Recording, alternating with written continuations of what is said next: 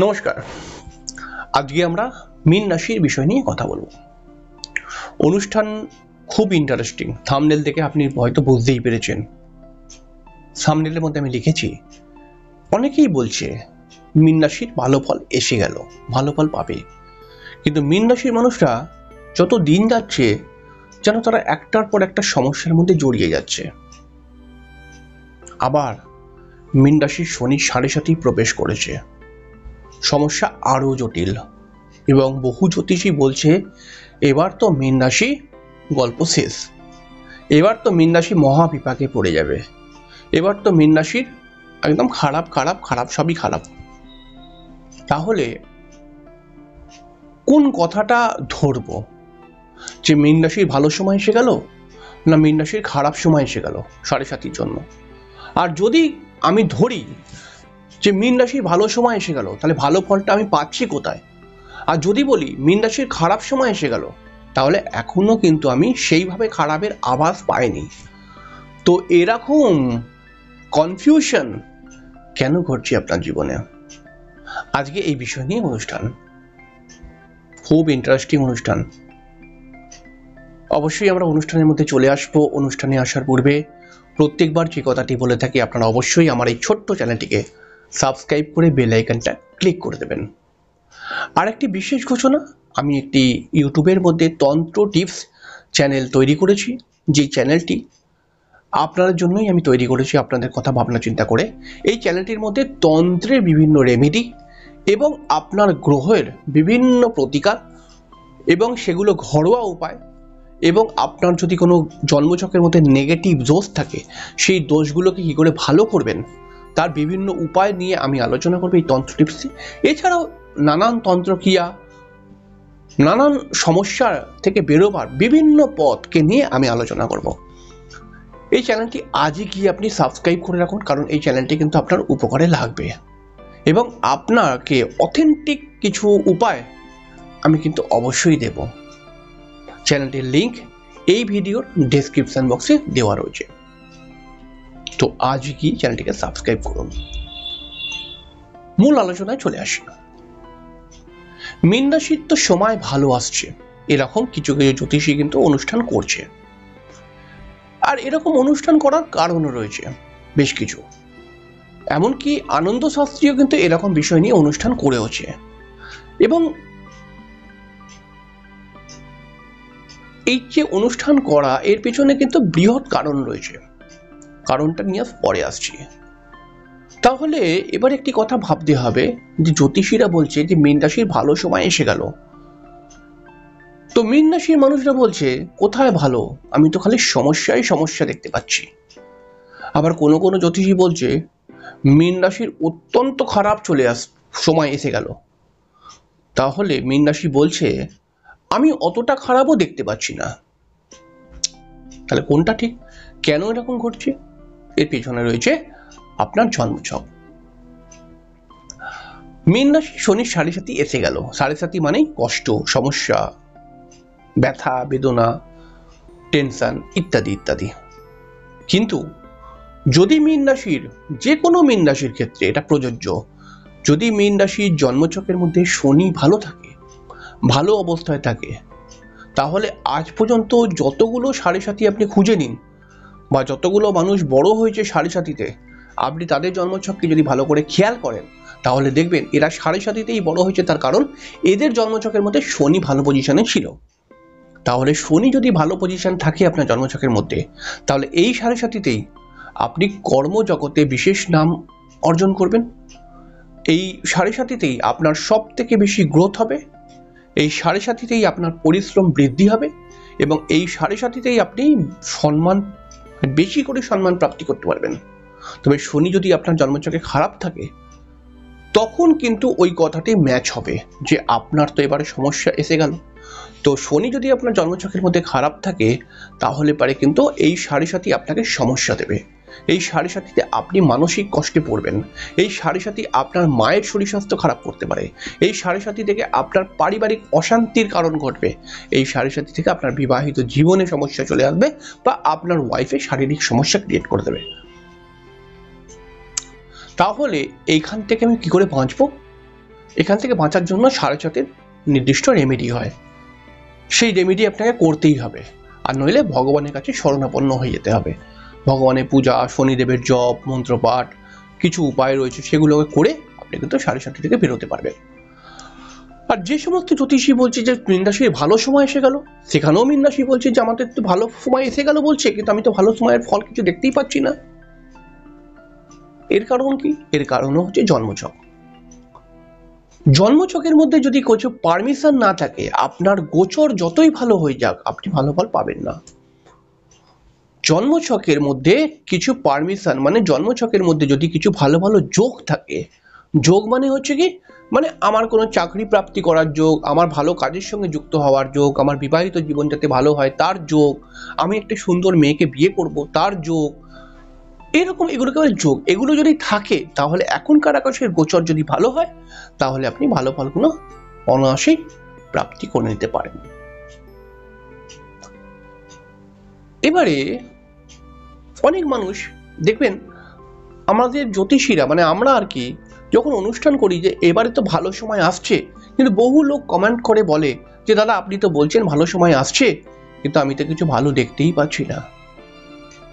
এরকম কেন হচ্ছে? এরকম কারণ, এটা হবার কারণ অনেকগুলো আছে। যেমন আপনার জন্মছক খারাপ, এটা একটি কারণ, জন্মছকের মধ্যে সমস্যা রয়েছে। আরেকটি কারণও দেখতে পাওয়া যায় যে আপনার কোনো নেগেটিভ দশা চলছে। দশা আমাদের জন্মছকের উপরে বা আমাদের জীবনের উপরে খুব বড় প্রভাব ফেলে, এবং কোনো মানুষ 20 থেকে 35 বছরের মধ্যে বিশেষ করে দাঁড়াতে পারে। সেই সময়টা যদি তার শনি, রাহু, কেতুর মতো গ্রহের দশা চলে আসে, তাহলে পারে কিন্তু সে সহজে ডেভেলপমেন্ট করতে পারে না, বাধাপ্রাপ্ত হয়। তাহলে শনি, রাহু, কেতুর দশা যদি চলে আসে, তাহলে আপনি বাধাপ্রাপ্ত হবেন। গোচর যতই ভালো হয়ে যাক, আপনাকে ফল দিতে দেবে না গ্রহরা, বা আপনার ফলকে আটকে দেবে। এই জন্য অনেক মানুষ বলে হতে হতে হচ্ছে না, বলে না, এই কারণগুলো ঘটে তার পেছনে। এর সঙ্গে সঙ্গে আর একটা জিনিস আমাদের জীবনের মধ্যে ঘটে বা আমাদের ছকের মধ্যে দেখতে পাওয়া যায়, যেটা হচ্ছে লগ্ন, পঞ্চম, নবমের মধ্যে অশুভ গ্রহ।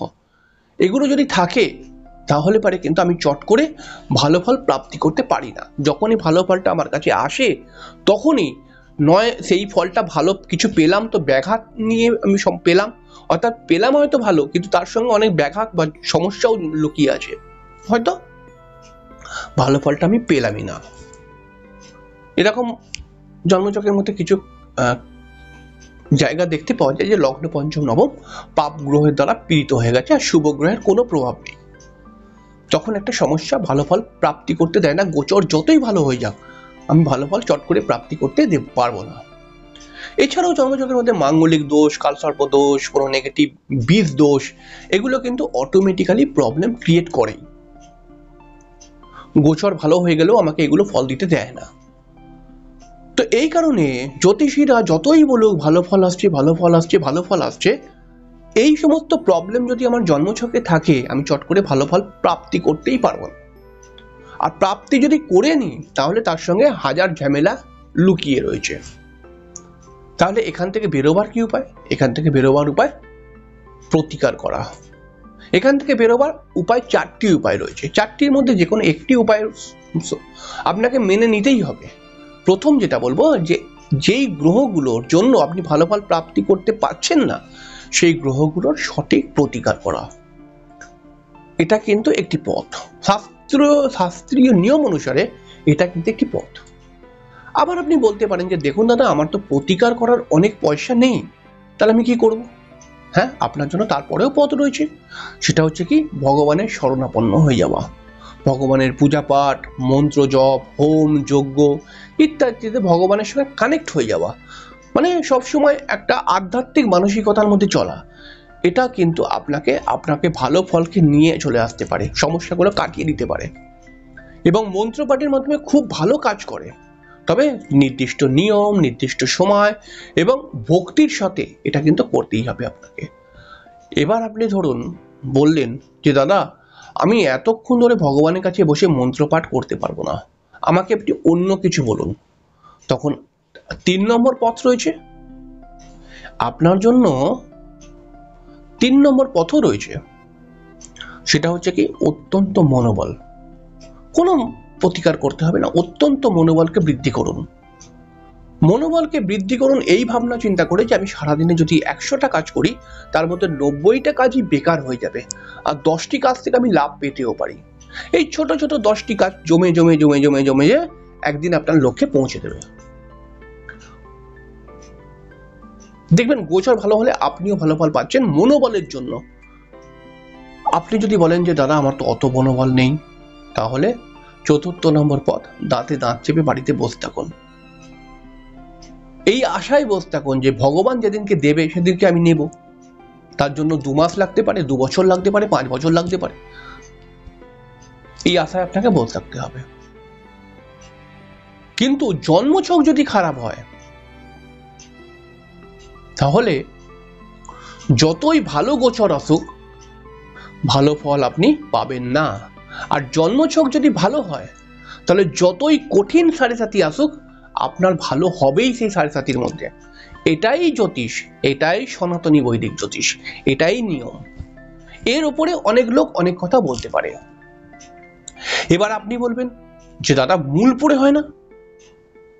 কারণ মূল পাওয়াটা সহজ, দামটাও খুব কম।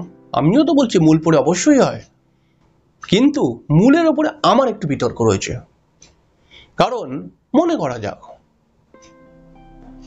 করা যাক আপনি একটি চন্দ্রের জন্য মূল পড়বেন, খিরিকা।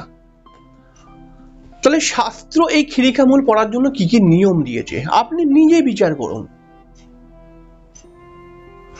শাস্ত্র এই খিরিকা মূল পড়ার জন্য কি কি নিয়ম দিয়েছে এটাকে আগে জানুন। এরপরে আপনি ভাবুন আমি যে স্টেশনের ধারে ছেলেটার কাছ থেকে মূল পড়ছি সেটা কি ওই নিয়মের মধ্যে আছে? মূলটি নেই। কারণ ছেলেটি অর্থাৎ যে স্টেশনের ধারে মূল বিক্রি করছে সে যখন খিরিকা মূলটি তুলতে যাচ্ছিল সেই সময় তার পায়খানা পেয়ে গেছে। সে পায়খানা টায়খানা করে ছুচিয়ে টুচিয়ে খিরিকা মূলটাকে নিয়ে চলে আসছে ব্যবসা করার জন্য। আর আপনি কি মনে করছেন ওই মূলটা অশুদ্ধ শরীরে যেটা ও নিয়ে আসলো সেই মূলটা আপনি পড়লে আপনার কাজ হয়ে যাবে? কখনোই হতে পারে না। এই জন্য দেখবেন বহু লোক 5 বছর 6 বছর ধরে মূল পড়ে যাচ্ছে, তাদের কাজ হয়নি এখন অবধি।